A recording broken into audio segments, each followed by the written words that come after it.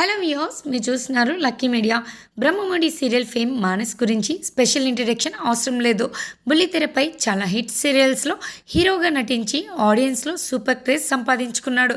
ఇక biggest reality show Bigg Boss 5లో కూడా మెరిసి ప్రేక్షకులకు మరింత దగ్గరయ్యాడు.